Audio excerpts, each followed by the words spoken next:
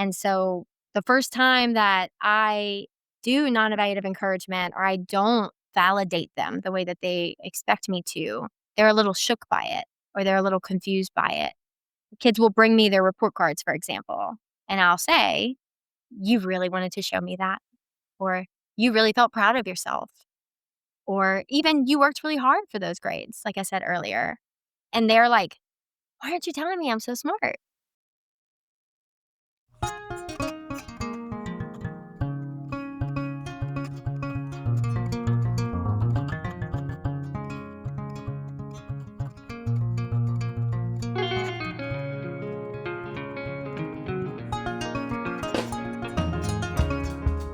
Welcome to The Cultured Therapist, a podcast for the curious and the bold to come together and discuss topics, interests, and experiences of the mental healthcare field. I'm your host, R.C. Winters, a licensed professional counselor in the state of Louisiana, and I work in the field in private practice. Each episode, I interview a helper from a specific region of the United States that is providing care for others through this work.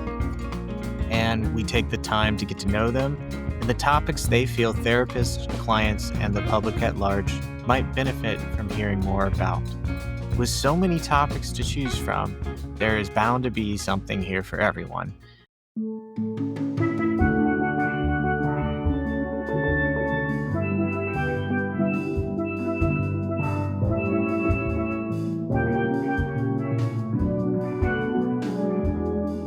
Today I introduce you to Kayla Falco, a gay play therapist located in southern Louisiana who incorporates somatic interventions and sand tray therapy into her work with children, teens, and adults. Kayla's approach focuses on an individual's felt experience and the impact of their family systems. Colleagues have described Kayla as compassionately direct, thorough, and purposefully creative. While getting her bachelor's in psychology, Kayla had the pleasure of spearheading a music and memory program at a local nursing home. The program used personalized music as a therapeutic tool for individuals struggling with Alzheimer's. There, Kayla developed a love for creative interventions and holistic approaches. She went on to receive a CACREP accredited Master of Science in Clinical Mental Health Counseling from the University of Louisiana at Lafayette in 2022. Kayla currently works full-time at Oceans Behavioral Hospital and sees clients in the evenings at the Authenticity Center in Lafayette, Louisiana. This was my first time meeting Kayla, and I very much enjoyed our conversation.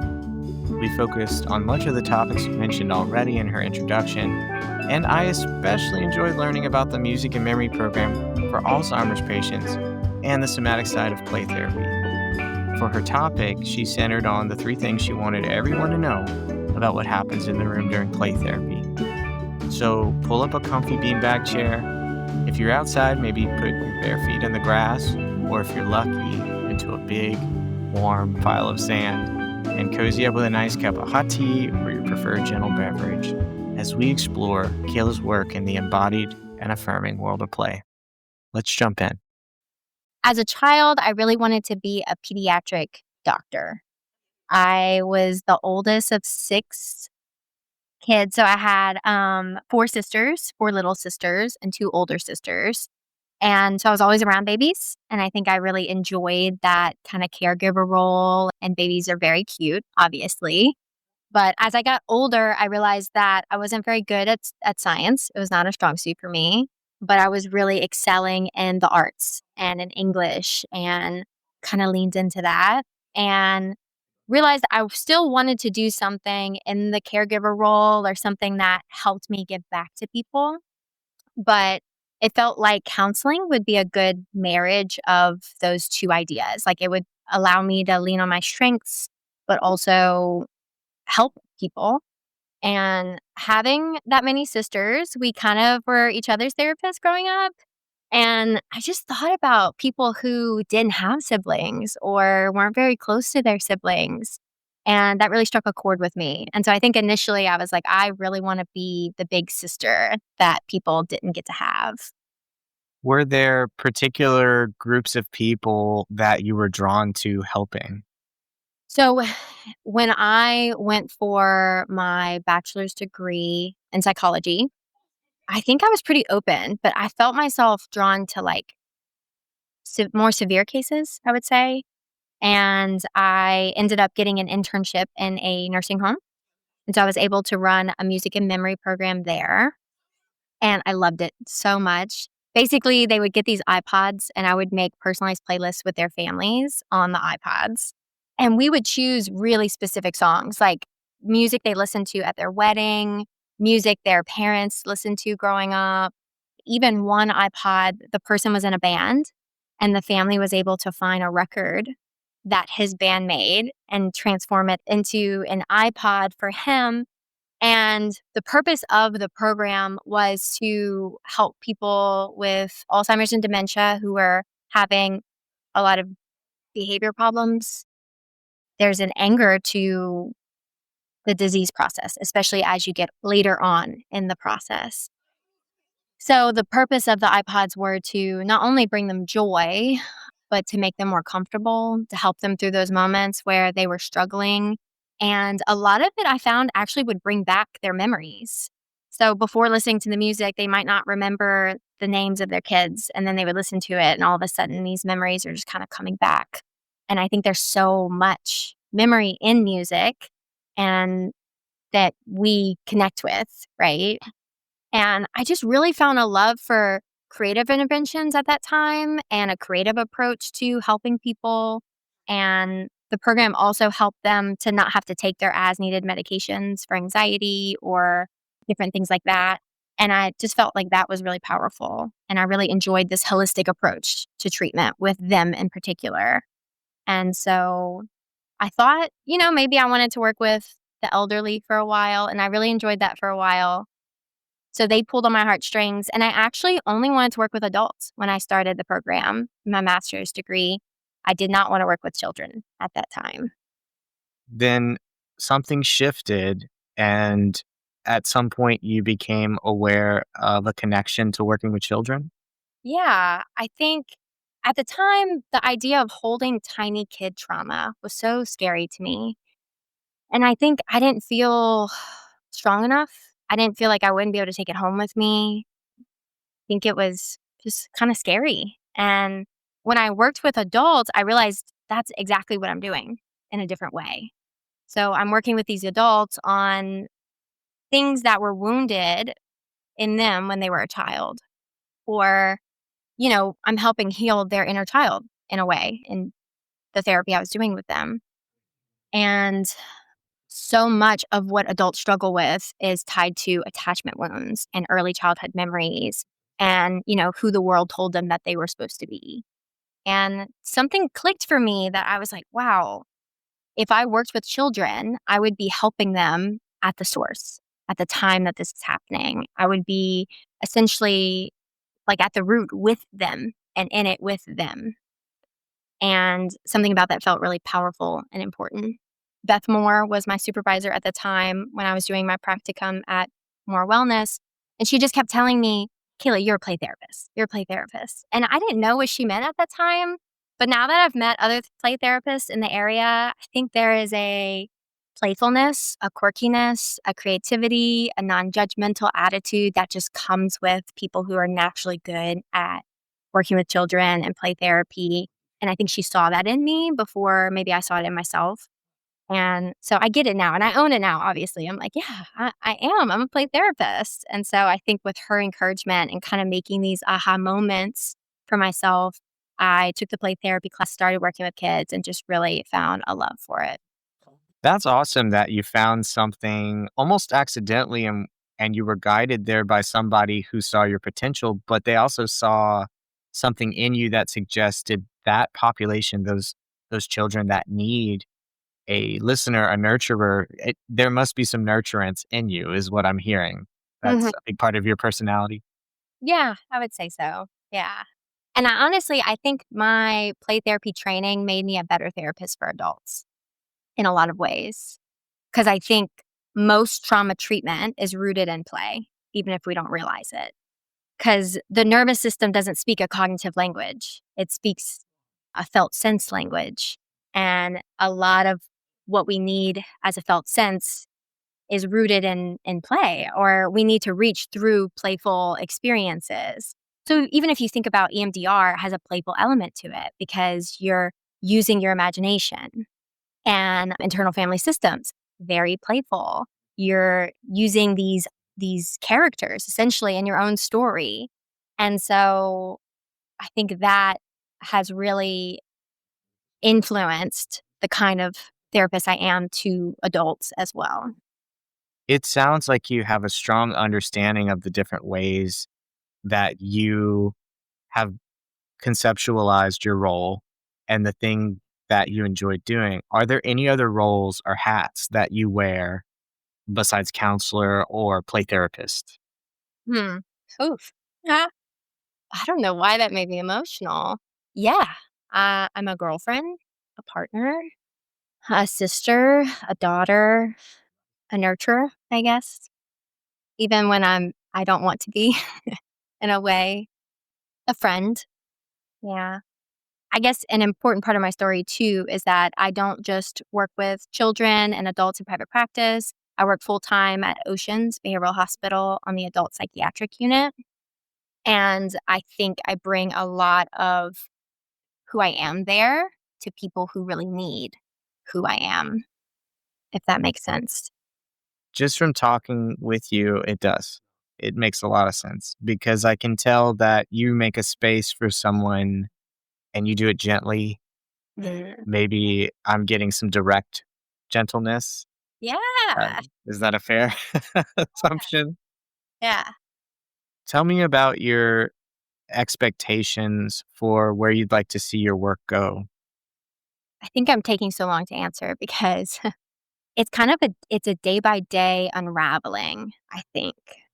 Some days I feel tired, some days I feel very inspired, and I kind of just honor whatever space I'm in. But I think when I feel inspired, a lot of the times I really want to share my perspective more. I would like to do more trainings, more workshops, more things like this. Even just connecting with people about what I love and what I'm passionate about and hearing that from them. I just want to do more of that in our community. I think I'm still fresh to this. I actually just got my LPC this year. And so, yeah, I'm still learning what I want this journey to be, but I think ultimately I would love to be full time in private practice. And I would like to have a balance of children, teens, and adults and kind of just a real good mix there. Cause I think there's a lot that all three of those populations can offer me in addition to what I can offer them.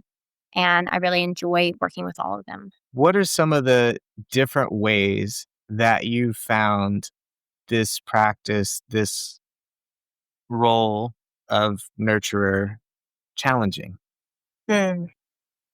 Well, I have a pretty somatic and embodied approach to the type of therapy I do with all ages. And so that requires a lot of regulation on my end so I can make sure I'm co regulating with them.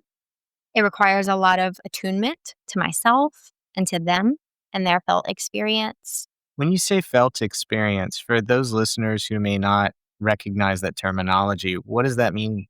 Yeah, thanks for asking. When I refer to felt experience, I think of the body sensations that we have that we often ignore. I think for a lot of us, we have struggled to connect with like our gut intuition is a good way to describe it. This sense of knowing in our body of what feels good and what feels bad.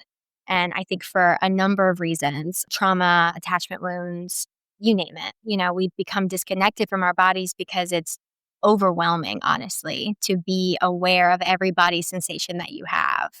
And my own therapist has to remind me, like, Kayla, even Buddhist monks can't be embodied all the time. Like, we all kind of need a break from our own felt experience. And so, again, it's just really like the attunement of not only what's happening in your mind, but what's happening in your body and how those two things are connected and influencing the way that you navigate the world. That makes a lot of sense how you described that. Thank you for describing that because I always think of embodiment as such a, I don't know, it's very subtle. Do you know what I'm talking about? It's this sense of like, okay, well, what am I supposed to be paying attention to? hmm and we often don't know. Or we feel a sensation and we're like, "Ooh, I don't like that." And so we kind of ignore it or run from it or avoid it, and we've kind of learned that discomfort is scary. And so instead of using it and getting curious about the discomfort, we avoid it and it becomes heavier and louder over time. Versus if we learn to be curious about it and present with it, I like to call it taking my emotions to tea. Like if we just kind of take that sensation to tea and ask it questions and see, and just sometimes just noticing it can make us just feel like, oh, okay, I'm good. That's a good one. I might have to start using that if that's okay. Please do. Yeah, absolutely. Yeah, and another thing I thought of was I had a client recently who I'm sure they wouldn't mind me calling them out, but they basically said, "I feel like the new 'how does that make you feel' is where do you notice that in your body?" It's the new primary. We realized with the insula part of the brain, we put the emotions in the body first Mm. before the emotions are recognized usually. Yeah, It's absolutely. primary. Yeah. When you learned about these things, where were you getting trained as far as the somatic side of things? So initially, a lot of my training came from Beth Moore at More Wellness. She does a pretty intense Santray therapy training. And when I say intense, it's just like kind of it's days long, level 1 to 4. And by the end of it, you are certified essentially to be a Santray therapist. And a lot of the training incorporates trauma and treating trauma and the nervous system. And I think she learned a lot from Daniel Siegel. And so she incorporates a lot of his work into her training. And I had the luxury and privilege of participating in that training while I was working with her. And so that was my first introduction. And that kind of just led to a lot of books and podcasts. And so reading The Wisdom of Your Body by Hilary McBride was a good dip my toe into the somatic experience that was recommended to me by Kate Lemoine. And then I read Raising Kids with Big Baffling Behaviors by Robin Goebel, which I highly recommend. It's a it's a nod to the nervous system with children. And then I started a training, Peter Levine recorded training on PESI. It was like a 10-hour training and learned a lot from that. And then most recently, I did the Therapy Gardens training on somatics and learned even more. I think by the end of that training, I was like, okay, I think I understand polyvagal theory because for the longest, I just could not grasp it. And something about the way that they taught it, or maybe I just heard it enough to finally like click. Okay, I get this now. When you think about somatics and sand tray therapy, I have never put the 2 together, to be quite honest, until just now when you said that, and it makes so much sense, and I wanted to have an understanding of what does that look like between you and a client? Ooh, great question. I I tell people all the time when I'm talking to someone about sand tray therapy, I always ask them, "Do you identify as an overthinker or an overfeeler or both?" Because I think a lot of times we have one that we sort of lean on. And in talk therapy, we are essentially trying to make overthinkers feel a little more, and we're trying to make overfeelers be a little more logical or make sense of, should I say, the feelings that they're having. So we're essentially trying to make overfeelers understand their feelings. And what Sandtray therapy does, or what Sandtray does, is it pulls on those logical parts of the brain and those emotional parts of the brain at the same time, intrinsically, without even trying, because it's attaching symbolism and metaphor to our lived experiences and to our inner psyche. And so I'm literally seeing the client's internal world in front of me in the sand tray. And I do tell people it feels playful in nature, but it is rooted in neuroscience because of the way that it pulls on your brain.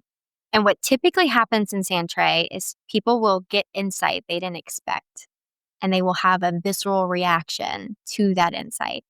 And what I like to do is call attention to the visceral reaction that they are having and take it to tea, and get a little curious about it and see how's that feeling and what's sitting with them and just allow that experience to exist in the room because it's here now. we've brought it out, right? And so that is kind of what it looks like in real time. And so somatics don't show up in every session for me, but when I'm attuned enough to a client's physical presentation, which is why I like in-person therapy so much, that when it shifts, I call attention to that and I question it and I get curious about it with them. When you think about starting out in psychology and then transitioning to counseling, which has more of an art background in some ways, what drew you, you think, more towards the healing arts versus the, I guess, the diagnostic and the hard-lined science? Sure. Yeah. Well, actually, I think I'm unique in that I wanted to be a counselor since I was like in the seventh grade. I don't think I really touched on that earlier, but I think once I realized this is what I want to do, I went for it. And actually, all throughout high school, people kept telling me, Kayla, do you really want to hear people's problems the rest of your life? And I just kept telling them, like, yes, I really do. And I can't explain why. I just feel this is, I had a felt sense that this was right for me. And so psychology was always the stepping stone to counseling.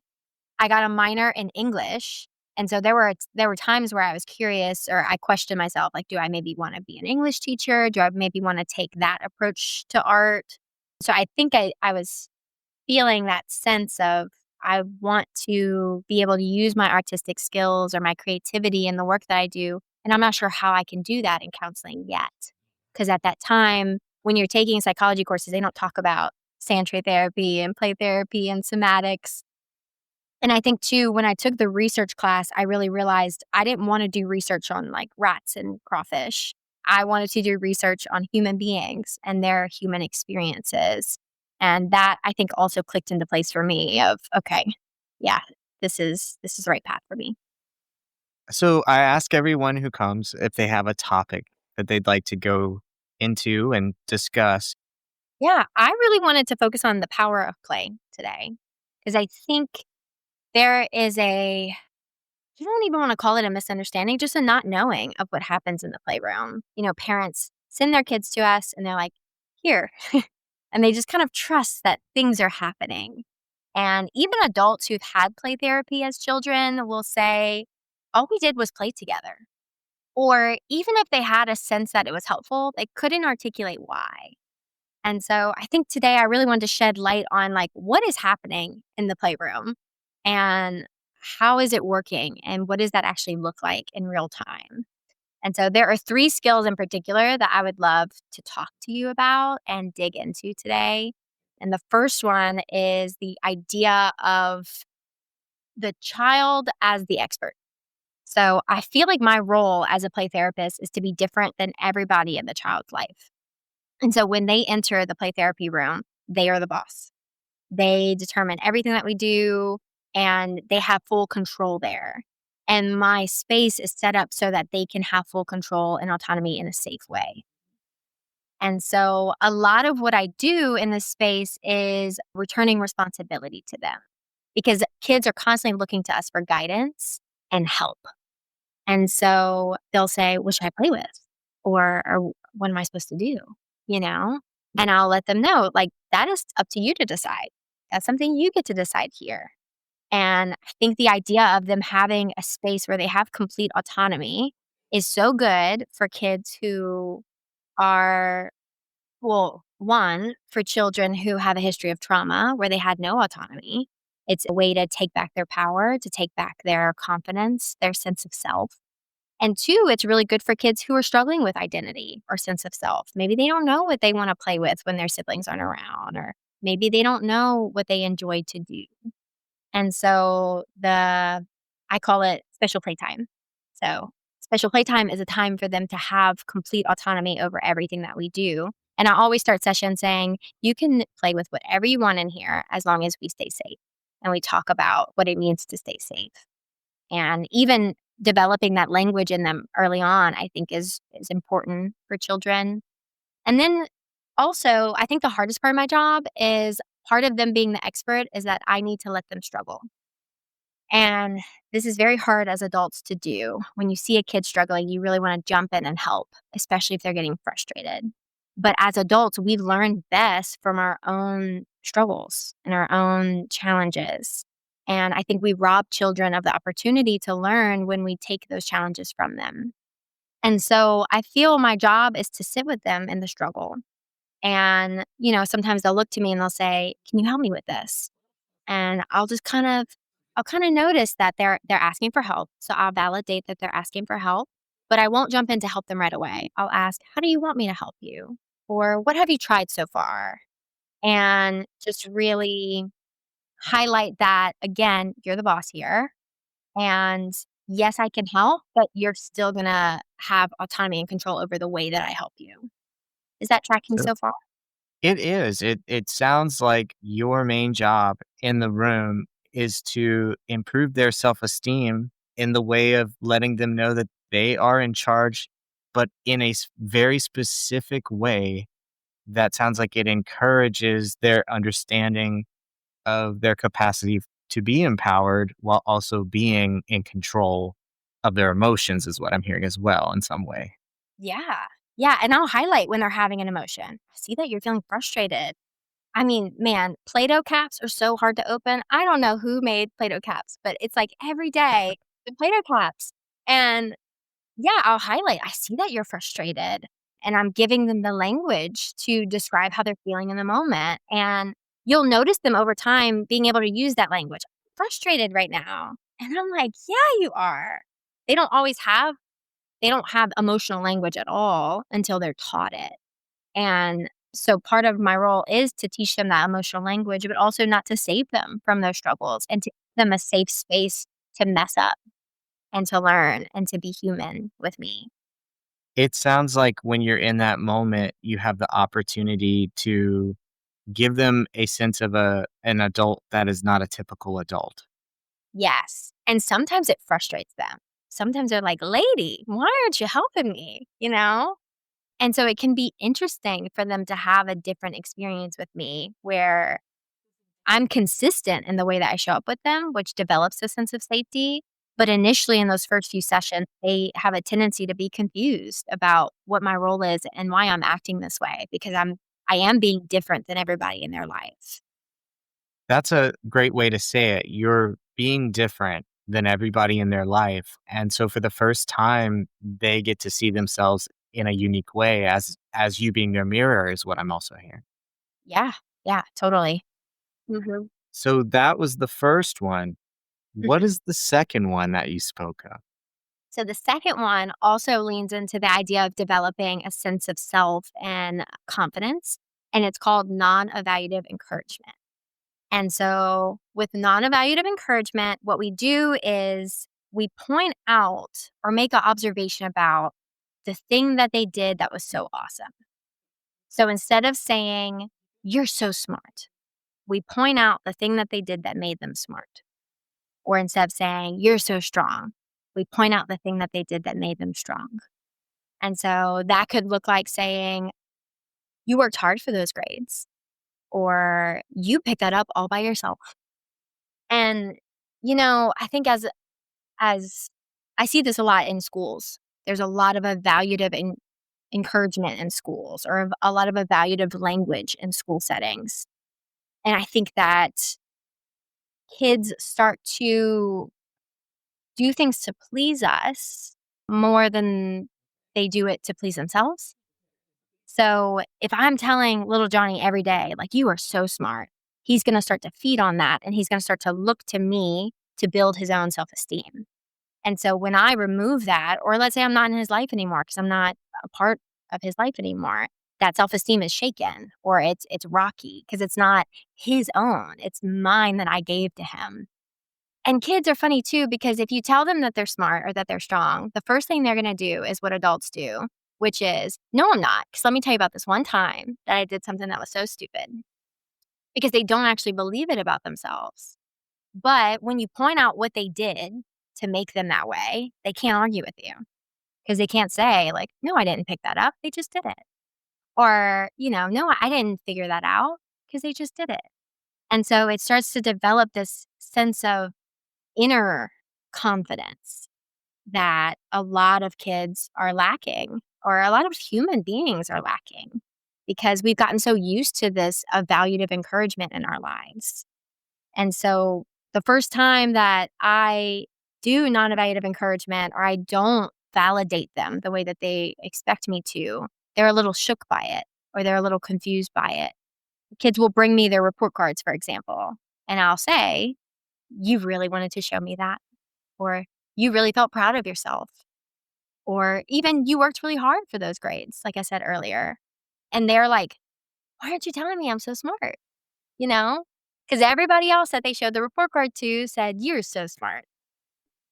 Congratulations, but not congratulations. Just look at what you've done. Yeah, yeah, that's a good way to put it. Until you can see them and they start to develop the language for themselves too. Like they'll start to say, "I just did that." And it's really beautiful to witness them go from gimme, gimme, gimme to no, I got this. It's in me, it's in myself.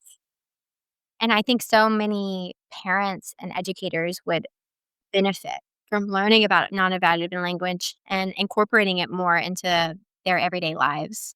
I think the kids would benefit from it, and I actually think that the adults would feel more just at ease or less burnt out.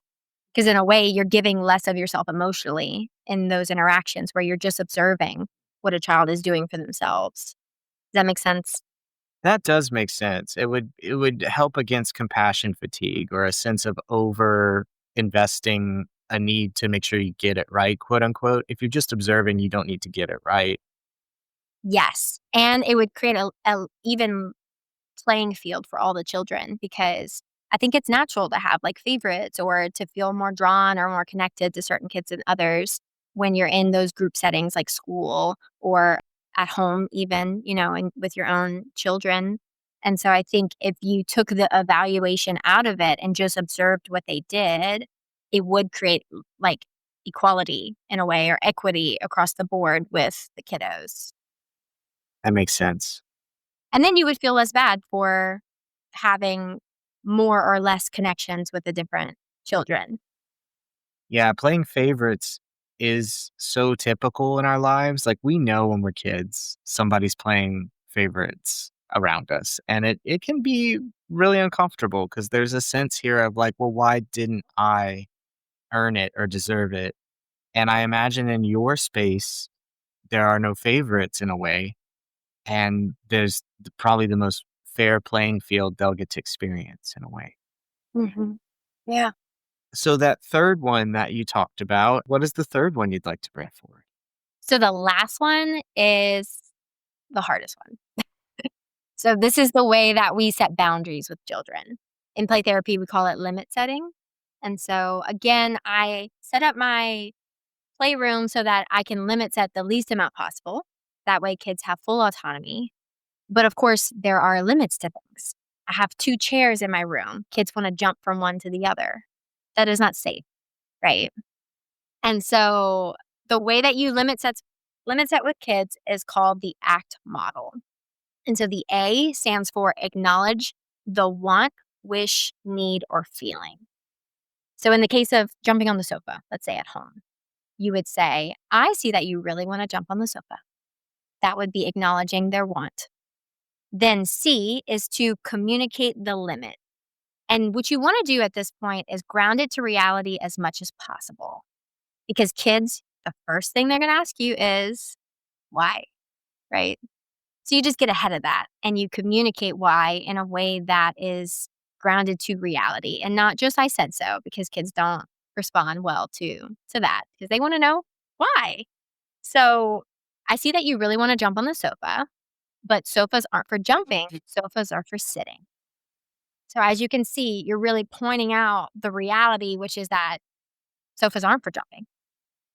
You're very blatantly saying it, right? And something about that, kids are like, "Oh, yeah, obviously. Yeah, couches aren't for jumping. I forgot." It's kind of fun watching the light bulb kind of go off for them. And then the last one is really important. It's to target an alternative. And so this is where you're giving a child a choice. So you can't jump on the sofa, but you can choose to jump on the trampoline or, yeah, just trying that first. So think to yourself, what would be an acceptable alternative to meet the need of wanting to jump. And so you would say those 3 sentences to them in that order. I see that you really want to jump on the sofa, but sofas aren't for jumping. Sofas are for sitting. You can choose to go jump on the trampoline. And kids really like the alternative option because they do have a desire and a need to jump. And honestly, sometimes just doing the A, acknowledging their want, wish, or need, brings them comfort because they feel validated and they feel seen. Yeah, because there's always the need that children have to not be ignored and to feel in that state of not being ignored that they're not forgotten or abandoned by the adult. Yeah. Yeah. And if you don't target the alternative, then the need doesn't get met. And then the kid's kind of in a state of ickiness, I would call it, for the rest of the night. And so it's actually more stressful on you if you just kind of cut off the behavior. But if you come to a compromise or an agreement with the kiddo, then everybody's needs are met. They're not jumping on your sofa, but they're still being able to go jump. And even if you don't have a trampoline, just asking them, what could you jump on that would be safer? Or what is meant for jumping? If you had something that you wanted parents to know about the work that you do most, what is it that you would want them to know? I would want them to know that play therapy, and specifically child led or child centered play therapy, is an ointment or an antibiotic and not a band aid. And so it takes time, it takes consistency and trust in the process. And I do my best to connect with parents pretty regularly to let them know what I'm seeing as far as strengths go. Like, here's what they're doing really well in. I always start with that. And here's what they're still working on. And communicating with them, here's what's kind of working for me in the play therapy room. They're responding well to these kinds of interventions. And I find that helps with the trust piece because it's very hard for a parent to come in week after week and be like, these behaviors, they're not going anywhere. But whatever led the kid to being in this nervous system state didn't happen overnight. And so the healing is also not going to happen overnight. If folks want to get in touch with you or meet with you, how can they do that? I have a Psychology Today profile that they can reach me at. I'm also on the Authenticity Center's website, so they can find all my information there. And I am really big on the right fit. And so I offer free consultation, the first chat, just to see what are the needs, how can I be of service, how can I support you? And if I'm not the right fit for whatever reason, I feel very strongly about finding someone who is. When it comes to fit, what are some of the things that you think affect fit for you? Well, the first would be insurance and financial coverage, accessibility. You know, do I take their insurance? What's my sliding scale? I think that is a good conversation to start with just to see, is it possible for us to work together? And the second thing would be, it kind of is a felt sense. Now that I'm saying it, there's a sense of talking to them on the phone and hearing the child's struggles and the sense of knowing I can help with that. And sometimes I can point directly to what, sometimes I can't. It's just a felt sense of, yeah, I can be what they need right now. And I think there are, of course, maybe co-occurring things that might be happening that I am not an expert in. And so if I'm hearing their story and feeling like they need an expert in areas that I don't feel strong in, then I think that's where I would maybe refer out. But yeah, I think it's a felt sense of the good fit. Well, I just wanted to say this has been a reiteration for me as well as an introduction to me for some new concepts and ideas for play therapy and specifically sand tray, especially the somatic piece. I had just never gone there with it. So I wanted to thank you. And I'm so grateful that you decided to come here and let people know about you because I imagine you're going to do some great things. I'm excited for you. Thank you. Thank you for the opportunity. I really appreciate being able to connect with you today and share my passion and the power of play with everybody.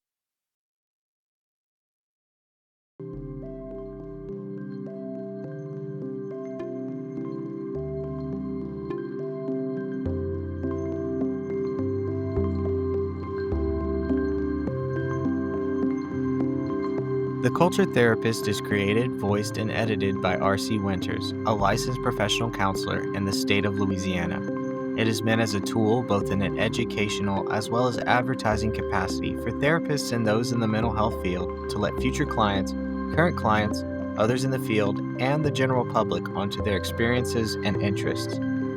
If you would like to have a conversation with me such as this, where you clue in others as to what you're all about, you can reach me via email at theculturedtherapistpodcast@gmail.com. And as always, if you have questions or comments, that's a great way to reach me as well.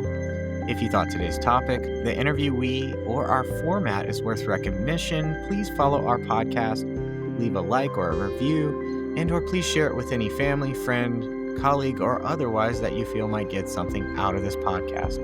Your help in those ways is most appreciated. Until next time, may you continue to grow, may you continue to thrive, and may you continue to aspire. From The Cultured Therapist, I am R.C. Winters. Catch you next time.